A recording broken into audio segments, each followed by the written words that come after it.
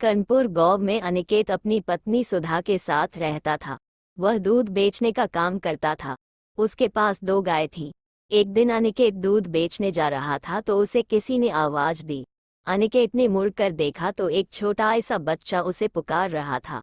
अनिकेत, क्या है, क्यों बुला रहा है मुझे? बच्चा, मुझे मक्खन खाना है। अनिकेत, मेरे पास तो सिर्फ दूध है। बच्चा, ठीक है, मुझे दूध ही दे दो। अनिकेत, पैसे हैं तेरे पास जो दूध पिएगा? जा अपने घर से पैसे लेकर आ। बच्चा, मेरे पास पैसे नहीं है, बिना पैसों के दे दो। अनिकेत उसे डांट कर भगा देता है और दूध बेचने चला जाता है। वह सारा दिन भटकता रहता है लेकिन उसका आधा ही दूध बिक पाता है। शाम तक घूमने के बाद वह घर आ जाता है। सुधा, क्या बात है, आज बहुत परेशान हो? अनिकेत, आज तो पता नहीं क्या हो गया, आधा दूध बिका ही नहीं। सुधा, कोई बात नहीं, मैं इसका मक्खन निकाल कर तुम्हें दे दूंगी, उसे तुम बेच आना। तभी अनिकेत को बच्चे की बात याद आ गई। उसने सुधा को सारी बात बताई। सुधा, यह आपने ठीक नहीं किया। अनिकेत, तू नहीं जानती, इन गांव वालों को जानबूझकर अपने बच्चों को भेज देते हैं। एक को दे दिया कर 10 आ जाएंगे। अगले दिन अनिकेत मक्खन और दूध दोनों लेकर चल देता है। रास्ते में उसे वही बच्चा मिलता है। वह फिर से मक्खन मांगता है और अनिकेत उसे फिर से डांट कर भगा देता है। उस दिन भी उसका न मक्खन बिका न दूध। वह शाम को घर आ जाता है। अगले दिन से हर दिन यही होता था। अब वह बच्चा अनिकेत को नहीं मिलता लेकिन उसका दूध कोई नहीं खरीदता था। धीरे धीरे वे गरीब होने लगते हैं। एक दिन एक गाय को चारा खिलाने के लिए अनिकेत एक गाय को बेच देता है। इसी तरह चिंता करते करते अनिकेत बीमार पड़ जाता है। वह इतना कमजोर हो जाता है कि उससे उठा भी नहीं जा रहा था। सुधा उसे दवाई देकर दूध बेचने चल देती है। अनिकेत, लगता है उस बच्चे का दिल दुखाकर मैंने ठीक नहीं किया। पैसों के लालच में मैं अंधा हो गया था। तुझे कोई भी मिले उसे बिना पैसे लिए दूध दे देना, शायद इस तरह मेरे पाप कम हो जाएं।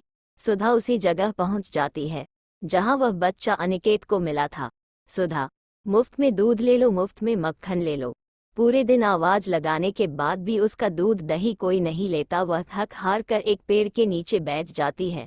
तभी उसे एक औरत जाती हुई दिखती है। सुधा, बहन, इस गांव में कोई भी हमसे दूध मक्खन नहीं लेता, क्या बात है, कुछ समझ में नहीं आ रहा। औरत, अरे तुम्हें नहीं पता, इस गांव में कुछ दिन पहले एक बालक आया था। वह सबसे दूध और मक्खन मांग रहा था। सबने उसे मक्खन खिलाया। जानती हूँ, जिस बर्तन में उसने मक्खन खाया था वह बर्तन हमेशा दूध से भरा रहता है, इसलिए हमें दूध की जरूरत नहीं पड़ती। सुधा, बहन, वह बच्चा कहाँ है? औरत, अब तो पता नहीं कहाँ चला गया, लेकिन इस गांव पर उसकी ऐसी कृपा, सच कहूँ तो मुझे लगे कान्हा जी खुद आए थे मक्खन खाने। ये सुनकर सुधा रोती हुई घर आ जाती है। सुधा अनिकेत को सारी बात बताती है। अनिकेत ये सब सुनकर रोने लगता है। अनिकेत, भगवान कृष्ण स्वयं दर्शन देने आए और मैं उन्हें भोग भी न लगा सका। मेरा पाप अब मेरे मरने से भी नहीं कटेगा। अनिकेत और सुधा दोनों अन्न जल छोड़ भगवान कृष्ण नाम का जाप करने लगते हैं। इसी तरह कई दिन बीत जाते हैं। अनिकेत, जो पहले से ही बीमार था, मरने की अवस्था में पहुंच जाता है।